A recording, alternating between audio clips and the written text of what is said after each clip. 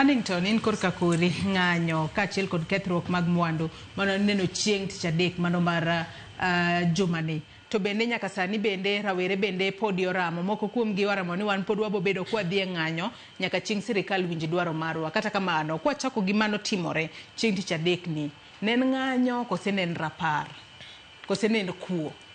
Erokamano Joyce, adwa chako kuom wacho ni rest in peace ne jok manyocha onegi e ng'anyo mokalo ni. Kendo jotim ohala ma gigi nyocha okethre, agonegi mos kuom gima notimre no. Tada wacho makora wuoyo gima ang'eyo kendo gima the real Gen Z manie ground, the reality en ya chieng' tich adek ji nodhi e ng'anyo ma en be rapar mar joma notho last year. To i ng'anyo no nentiere jok manokawo advantage mon mi koro gin be gitim tijegi ma en mag luteng' to kod kwelo. Gen Z ma real, ma Gen Z yudhi manowuok oko, kata kwa ng'iyo kaka ng'anyo no nochakore, tiyudo ni ji nowuok ma ji ochopo town, ji ne wuotho mana within town.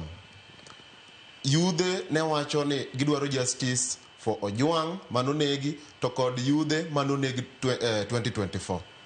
But later ntiere koro jok manodonjo i ng'anyo ni miluongo ni goons. Wang'e ni ng'anyo Gen Z nopango gini. To besides Gen Z pango ng'anyo ma date 25, nitiere kendo jok ma oppose government mane override on this nikech onge ni opposition manoluongo ng'anyo chieng' no. To Gen Z zemno luongo ng'anyo ni. Tiyudo ni ka koro giseneno ni koro Gen Z dhi ndara, gin be koro gidonje gini, gidwa tiyo gi Gen Z ni gimbe gimobilize. But there was no single opposition. But nwaneno gi kane gin ndara. Mangiso ni gimbe ne gin gi agenda gi. But deep down, Gen Z ne dhi ndara mondo mi gin gitim rapar. King'iyo kata kipindi mano otuka, nitiere ka OCS moro wuotho gi ji. Owuotho gi Gen Z ka giluwa machana ni Mombasa. Nen Mombasa.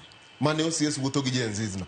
Mano could have been the same thing mano timre Nairobi ka. To kata king'iyo kanyi tango sama ne rach mar ng'anyo nyoro, nokotang' part ma police no wuothe gi Gen Z. Itango mana gik maricho mane allegations ni Gen Z mano loot. But I'm 100% sure ni the real Gen Z mano dhi e ng'anyo gin gitimo looting. Ntie jo mano take advantage mar ng'anyo no mondo mi gikwel.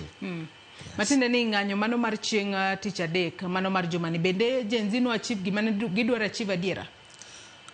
Gen Z no dhi timo rapar. To apani rapar emane en achievement ma according to one, I feel ne gichopo milome mane wacho ni wakwayo polise mondo stop police brutality. Unfortunately kende igini kendo ntiere brutality modogo timre. Mabe kendo adoga go sorry ni they were part of okanya luongo gini Gen Z, but ntie jomoko mano take advantage mar ng'anyo ni manogo polise. Mabe mano rach kabisa nikech no wadhi kacha mondo mi wawache ni polise kik neg jowa. To iwa kae ntie ji ariyo adek moko ma ok apar ka gin Gen Z, gina jok moko goons moko manodonjo mondo mi koro kethi nying Gen Z. Yes. Henry Karwa Ketwa